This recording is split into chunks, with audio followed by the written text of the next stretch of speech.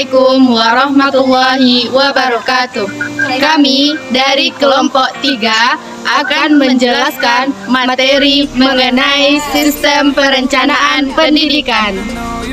Saya Safitri dengan NIM 2230 1030 70. Dan saya Salma Fetrina dengan NIM 2230 1030 71. Now that our love has capsized.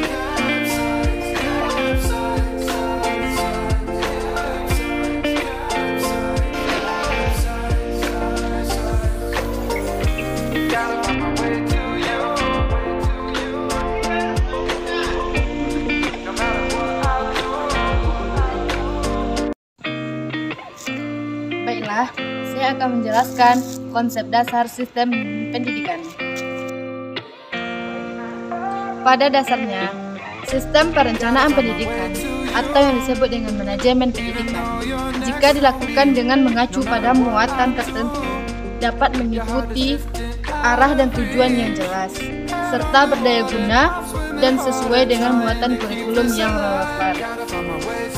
Adapun menurut para ahli, salah seorangnya Albert Watterson atau Don Adam tahun 1975. Perencanaan pendidikan adalah investasi pendidikan yang dapat dijalankan oleh kegiatan-kegiatan pembangunan lain yang didasarkan atas pertimbangan ekonomi dan biaya serta keuntungan sosial. Substansi perencanaan pendidikan A. Social Demands Approach. Hakikat pendekatan kebutuhan sosial lebih menekankan pada menjawab kebutuhan pendidikan masyarakat. Artinya, tingkat keterlibatan masyarakat dalam pendidikan masih rendah, sehingga tingkat pendidikan penduduk usia sekolah juga rendah, terutama dalam tingkat partisipasi pembiayaan, pengelolaan, pengembangan, dan bahkan penelitian di masa mendatang. B. Rate of Return Approach. Para ahli ekonomi di samping menganjurkan untuk membuat perencanaan pendidikan berdasarkan tenaga kerja, juga mengemukakan pendekatan nilai imbalan atau rate of return dari alokasi sumber-sumber ekonomi untuk pendidikan. Seperti dikemukakan di muka, masalah pengalokasian sumber ekonomi juga merupakan permasalahan tersendiri dalam perencanaan pendidikan sebagai bagian keseluruhan dari perencanaan yang ada dalam suatu negara. C. Manpower Approach. Di negara-negara berpendapatan rendah di Afrika, Asia, dan Amerika Latin, fokusnya adalah pada pengangguran muda yang meluas dan terus meningkat. Banyak dari mereka telah bersekolah selama beberapa tahun, bahkan beberapa dari mereka adalah lulusan perguruan tinggi, sedang mencari pekerjaan, tetapi mereka tidak dapat melakukan pekerjaan yang sesuai dengan aspirasi mereka atau sesuai dengan kemampuan ilmiah yang mereka pelajari di universitas. Aspek-aspek perencanaan pendidikan. A.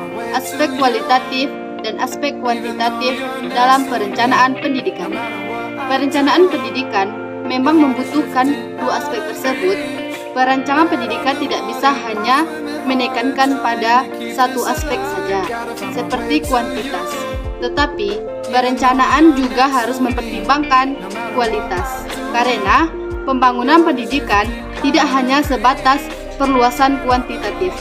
Hanya dengan cara ini, program pendidikan dapat lebih tepat sasaran, efisien, dan efektif. B. Aspek kebutuhan tenaga.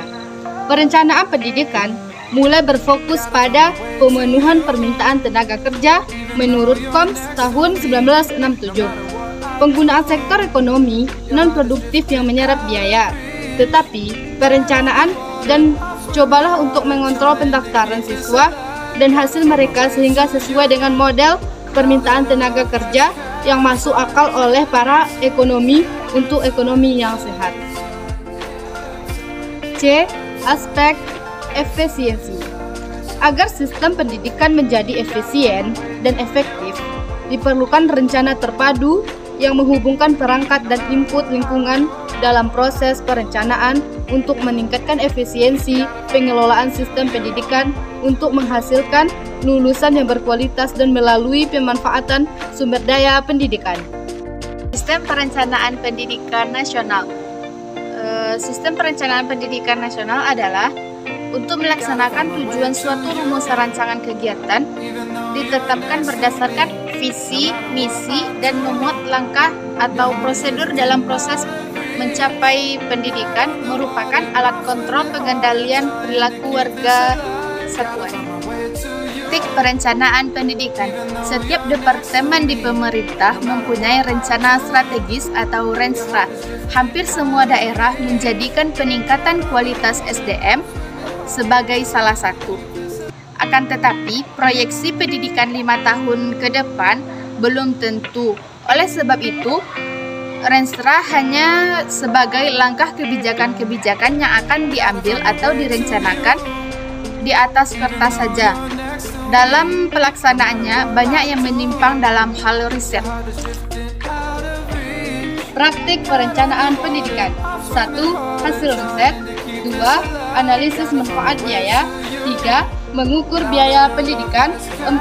Penganggaran. Itulah materi yang dapat kami jelaskan. Sekian, terima kasih. Assalamualaikum warahmatullahi wabarakatuh.